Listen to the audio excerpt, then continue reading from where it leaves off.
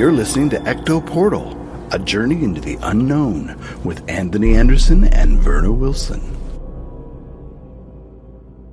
I hope that you are seated comfortably with the light turned down and the curtains drawn.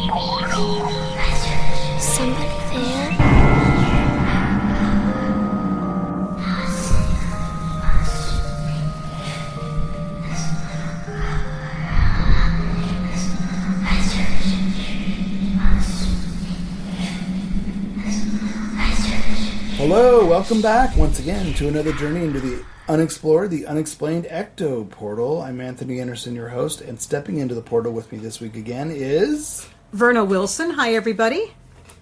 And so what is our show this week? It's going to be about a place that everybody is very familiar with, Windsor Castle in the UK. The Queen spent a lot of time there. She sure before did. She died. Yeah, and now Charles and William and Camilla and the rest of the family, they all spend a lot of time there. And it's going to be all about the ghosts, the famous ghosts, and also lesser well-known ghosts and paranormal experiences that have been known there over the decades. All wrapped up at Windsor Castle. All wrapped up at Windsor Castle. And I'm pretty sure that the current royal family has probably experienced some stuff too, but I know they do have stories because I remember reading something about, was it William or Harry, they were talking about how different family members had experiences, but they didn't go into great detail, unfortunately, but I would love to ask them about that. I would love to ask them about that. And I think that I read somewhere, but don't quote me because I don't know if it's true or not, that Charles believes in that and that he's experienced some stuff, which I don't doubt growing up, especially since he's the king now and he's the heir to the throne. How sad is that? He was the heir to the throne, you know. If we met the royal family, we'd be drilling them on ghost stories. I think they would probably find it refreshing and enjoy it. Oh yeah, it's something different than have to talk about the same thing all the time. Right. So what did you do this week? Well, I've just been busy with my own projects. Just been busy reading new books. Of course, I'm always reading new books because I'm an antique book collector, so I'm always getting something new in. And also doing my own stuff, beginning some fiction, some short stories, fiction, and possibly trying to revive some novels that I was actually writing some years back, but haven't got a chance to complete. Life and family life got in the way, or just life in general got in the way, and also poetry and some artwork. My own projects. Sounds good. Yeah. I'm just going to say ditto because that's pretty much working on my books and the tours and just that working on your own stuff. Yeah. So, about your tour, go ahead and tell people how they can get familiar with that and what times to show up. It's the Haunted Hate pub crawl. If you go to hauntedhate.com, you can actually get book tickets. It's on Fridays. Right, currently it's Friday and Saturdays at 7. During Halloween week, we actually have 7 and 8, and then I think on Saturday before Halloween, there's actually like a 6, 7, 8, and a 9 o'clock tour. 4 tours that night.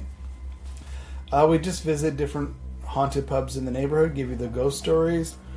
We also take you to some true crime stuff along the way.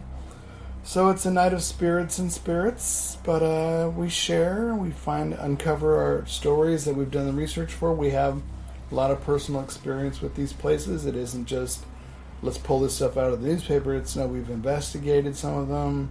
We've interviewed different people who worked there in different places at different times. Lots of great San Francisco history you'll find. Yeah, so it's more than just an average tourist walking tour. It's an in-depth, local, created pub crawl. And a lot of people have fun on the pub crawl. Because if you don't really like ghost stories, or if you're just into true crime, you have a little bit of true crime to go on. Plus, if you just want to drink and you don't really care about a ghost tour, you can drink along the way. So there's something for everybody, really. And you don't have to drink, too. You can have, water or a Diet Coke or a soda if you don't want to drink. Do any of these places serve appetizers and places like that? No, really. It's mostly just drinking, yeah. Yep. But it's fun. It's like an hour and 45 to 2 hours, depending upon how in-depth. Sometimes if we're feeling in the mood and people are really into it, we'll add an extra story. Sometimes that happens. But yeah, people get into it. They like it. And I will let everybody know, Tony is a great tour guide, and he tells great stories. You'll really love your tour with him. Yeah, I get really into it. You do. I like to recreate the story as it happened for people, so they don't just, okay, then they did this, and then let's look over here, and I walk over there. I actually take you through each step of what you happened. really do, yeah. So you know the story, and you know the heaviness and the weight of each of these stories. Absolutely. So, cool. All right, so let's get to the paranormal news.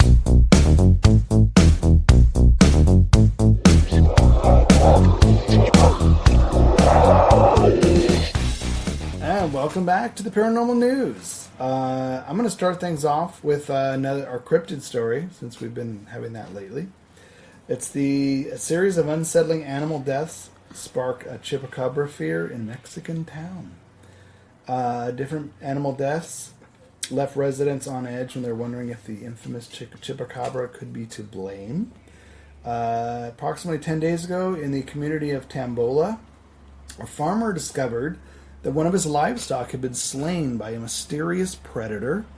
And since that time, a staggering 8 other animals, mainly goats and sheep, have also been attacked. Unnerving to residents is the downed livestock have sported sizable bite marks on their necks, and in some instances, the monster manages to decapitate the animals, cuts off their heads or bites off their heads. Ouch! The peculiar nature of the killings, of course, surrounding it has led to suspects emerging as possible culprit. They say it's the chupacabra.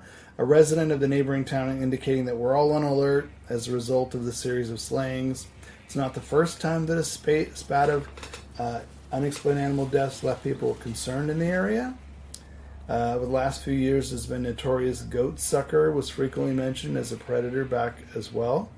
For their part, authorities pledged to investigate it, urging all the residents to keep a close eye on their animals and it'll check into whatever's behind the slayings that has been initiated. Are they sure it's not just a hungry animal just getting into livestock? Maybe that's what a chupacabra is. Well, yeah, but okay.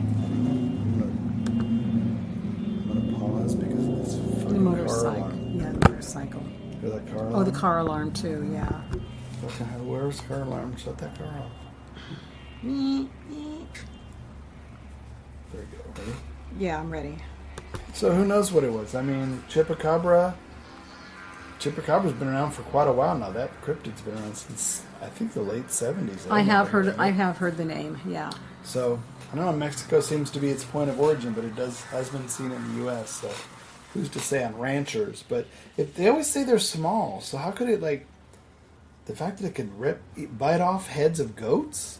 It must be getting pretty big. Or big teeth, big, the large, large incisors. Yeah. It just seems like it's getting more bold than it used to be. Right. Sounds like a saber-toothed tiger. What would that be doing in Mexico? Anyway. Who knows? What do you got? I don't have an answer for that, but okay, here's what I have. This one is all about that a study actually determined states with the most and least interest in flat Earth theory.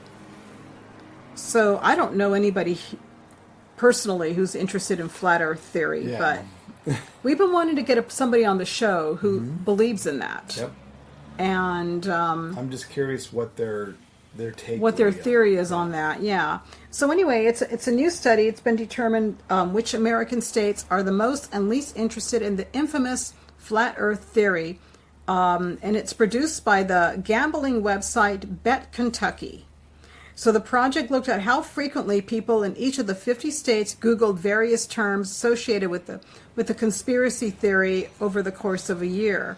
They then took the data and they compared it to a population size of each state in order to formulate a ranking system.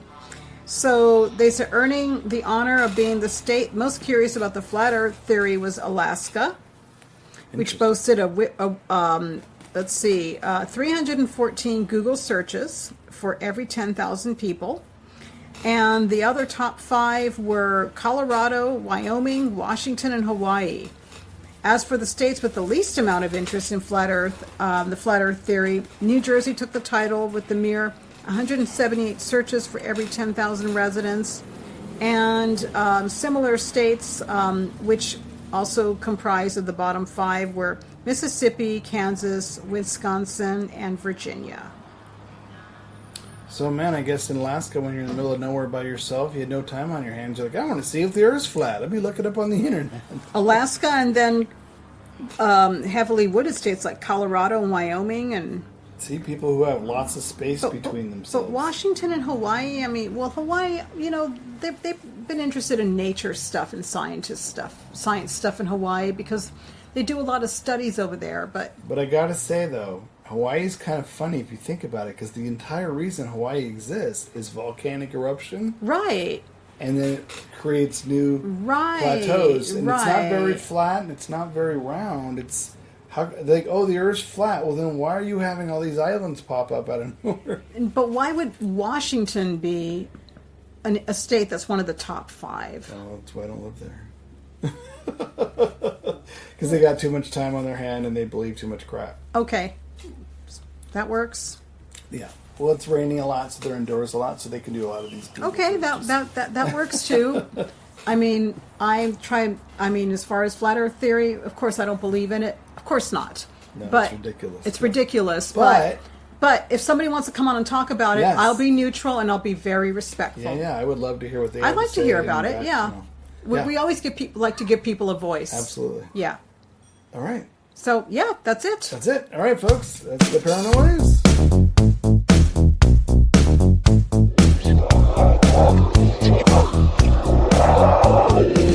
All right. That was the paranormal news. So, what is today's show, Verna?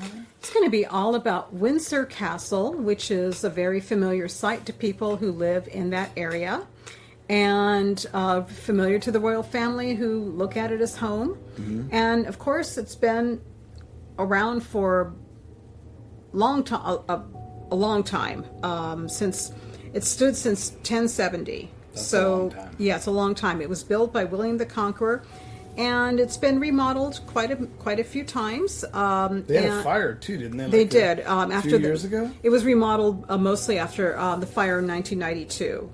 There was another fire recently that took out a section of the house. Oh yeah, I heard about Remember? that. And they had to rescue like paintings and tapestries. Yeah, they did. But there was still a section that got destroyed. Yeah, which is sad. Yeah, which is really sad. So it has over 1,000 years of history, and it was originally built by William the Conqueror, and it's rumored to have over 25 ghosts, including some members of the royal family, some historical figures, and there's also a lot of paranormal experiences that's happened that people have talked about over the years. 25 ghosts. That's crowded. That's pretty crowded, yeah. But you figure with that much history and you know all the stuff that's got So anyway, we're gonna go through the list of who some of these ghosts are. Okay. Yeah. Okay. The first one is William of Wykeham. And William of Wykeham served as one of the architects for reconstruction at Windsor Castle, and supposedly his ghost is hanging around the place. He oversaw the reconstruction of the upper ward, which included the gatehouse and the new royal apartments in the 14th century. He died in 1404, and apparently people still spot his ghost. Wow, he's like, I'm not leaving. I'm not done. He's probably was really into his craft, and he probably comes to check it out. Or maybe he felt like he wasn't done. That he was supposed to do more, and he just didn't. So he's sort of like Could have been. He feels hanging around to work. He feels incomplete. That could be true too. Now the second one, which is no surprise to most people, is Henry VIII, and Henry VIII is spotted by lots of people wandering around, and he's been heard with his feet dragging across the floor, and they also can hear his moaning. Well, he did have a bum foot, remember? Yeah. Mm-hmm. It was nasty too. Right, and you can also hear his moaning in the hallways. From that period of his life, which I'm not surprised. He was in pain, and he had that sore that never quite healed. That gangrene. They didn't have antibiotics back then. They used all kind of herbs, but they just didn't realize them without, disinfectant, without antibiotics. I'll go back to this very shortly, but I wonder if he was a diabetic. Well, later in life, that's very possible. Yeah, because they wouldn't know anything about that. Because from what I've heard, if I'm not a diabetic, but somebody, if you are, tell me if I'm correct. If you cut yourself, and you're a diabetic, the wounds take a long time to heal, and they can be infected. Absolutely. So they have to be very, very careful not to cut themselves, right? Because that will happen. That will happen. Rate is so slow. Yeah. So it made me wonder about that wound of his. It's possible. I wonder. I'm sure they've done tests like that. I mean, there has to be. Is it running the family? Like, how much of the royal family has diabetes now? And can you trace it back bloodline wise? With but there's DNA tests for health now that you can trace that stuff. Yeah. So and also people who have seen him said that he looks irritated, and sometimes they can hear him shouting.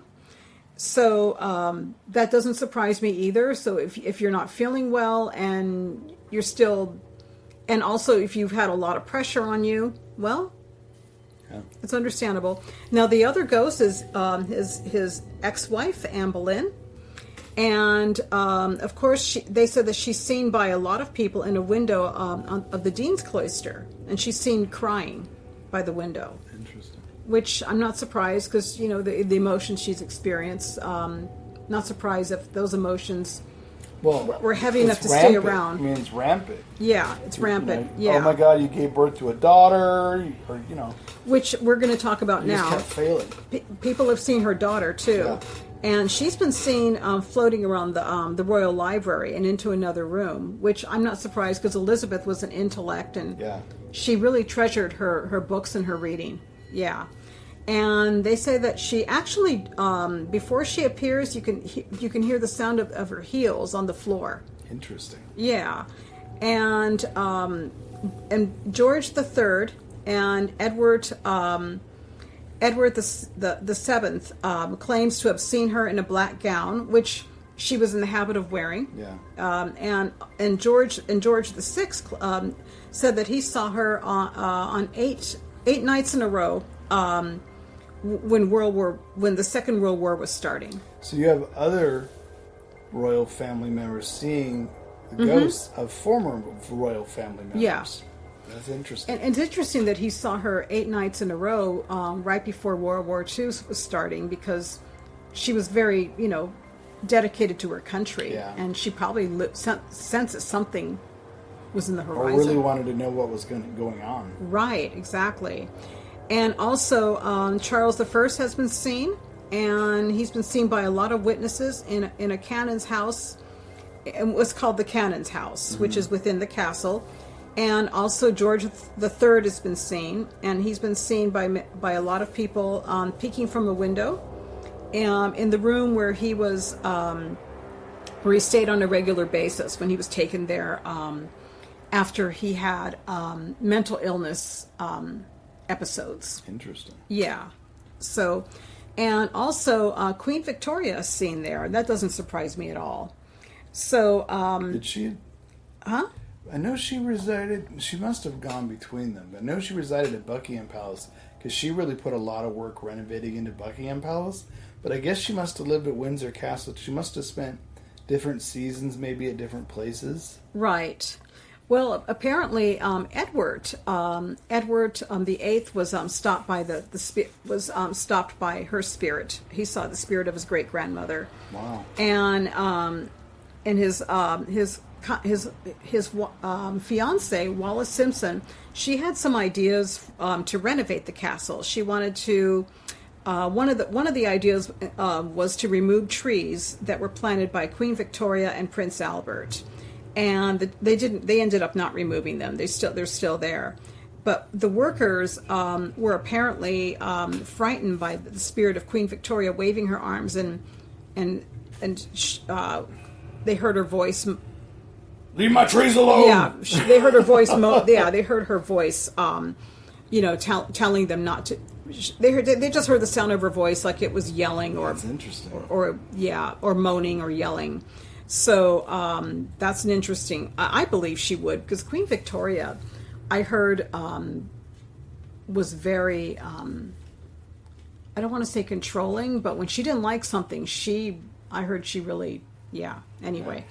So another one was the Duke of Buckingham, and he was rumored to be the lover of James VI, and he can be seen in one of the bedrooms, and his name is George Villiers, and he's apparently a very quiet ghost, but he's been seen around there too. Isn't that an oxymoron, a quiet ghost?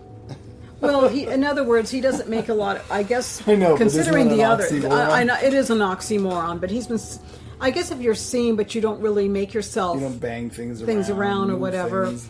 or maybe he's just being discreet because that's just, I don't know. But anyway, then there's Herne the Hunter, he's a very famous ghost. Of course, most people have heard of Herne the Hunter. And he's been seen in the park, and he became the favorite huntsman of Richard II when he saved it from a cornered stag. And Herne the Hunter was actually wounded from this episode, from saving him.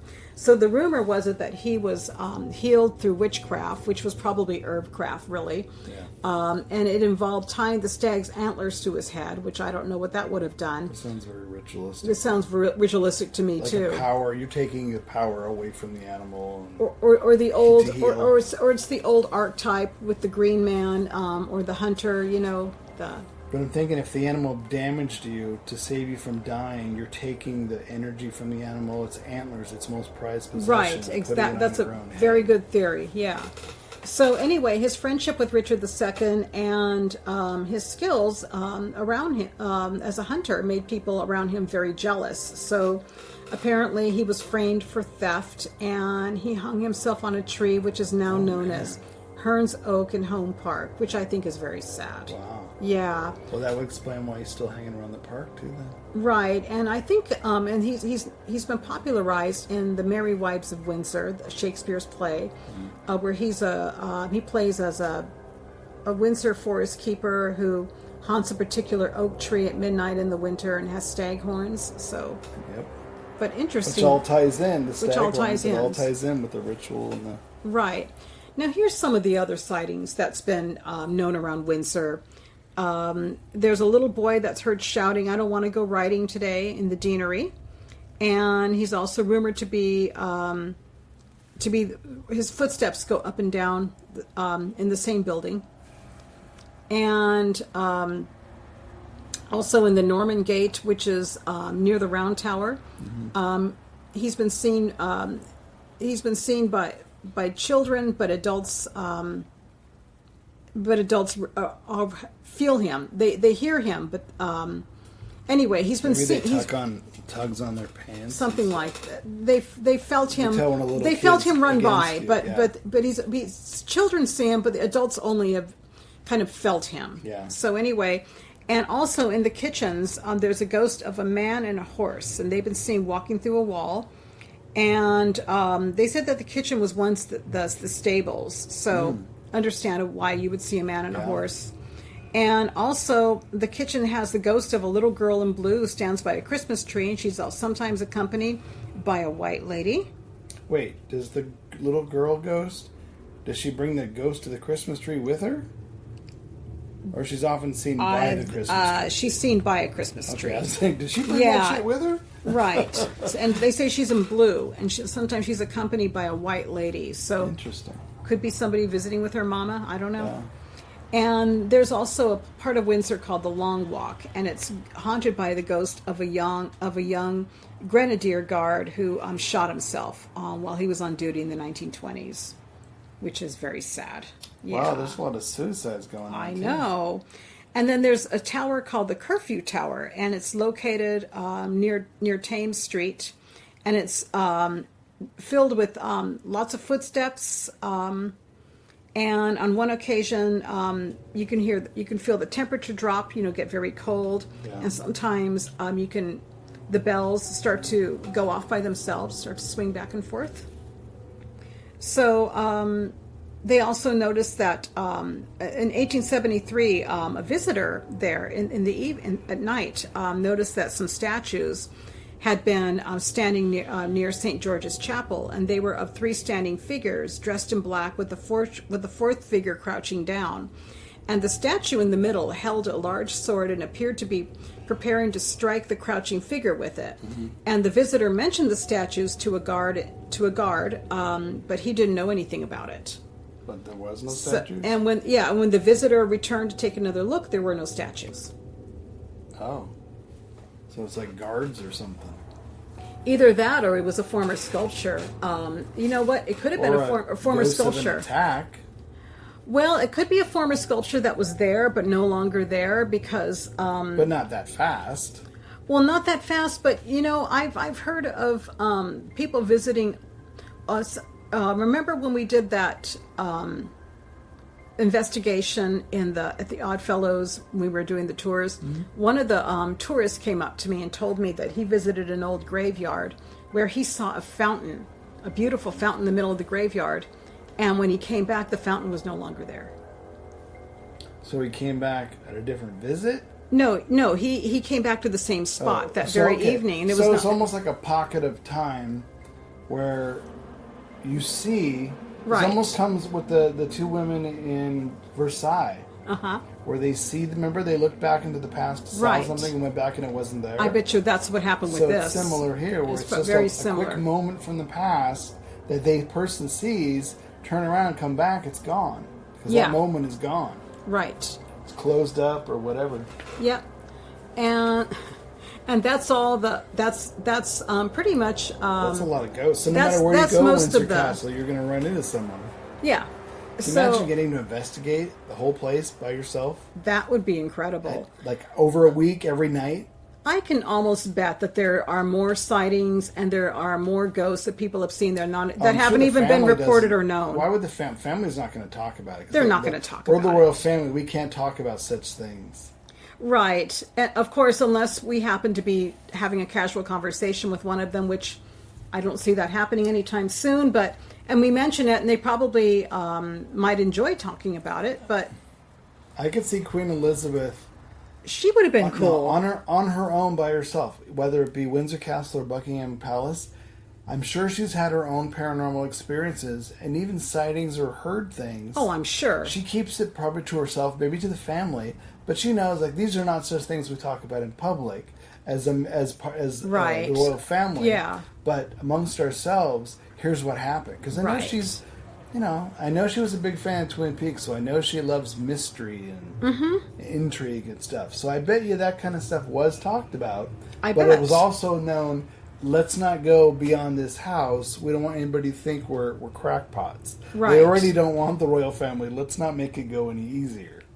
Right. But, it's almost kind of a given that we can bet somebody with famous ancestry like them, whose home are these famous places. They're hundreds of years old. So I can almost bet that a lot of them, that most of them have seen or heard something. Yeah. And also the tourists and people passing who don't even talk about it or who didn't report it, probably seen or heard something. I just want 24-hour access to Tower of London, and 24 access to Windsor Castle, and 24-hour access to Buckingham Palace. That would be fabulous. With nobody in it. Or Hever. And would Hever. be Add Hever to my list. Hever would be a great place to investigate. Add that to my list too. But I don't want tourists. I don't want people shuffling around. I want to be at night when nobody's there. Lock the doors if you have to, but nobody. Okay, if somebody's listening and Set that you up. and you run the place, Tony wants to investigate. Yeah, I'll give you And whatever I'd love to investigate find. someday, but I'm not interested in stealing. I'm not interested in any of that. I just want to investigate the place quietly. You can turn the lights off. You don't even have to have the lights on.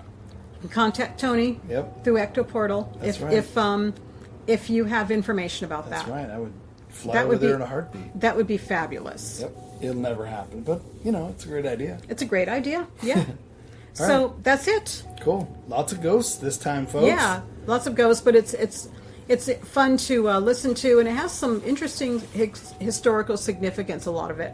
And if that many people stay with the royal family at Windsor Castle, besides the royal family, over the decades and years, Oh, you can almost centuries, there's got to be people who've stayed there once, had an experience, and would never go back. I'm sure that stuff has happened, but I would love to hear all that. I'd love to hear it. Yeah. But that was good. That's great. That's Yeah, it was great. interesting. All right, folks, that's another episode, and until next week, we'll say goodbye. See you next week.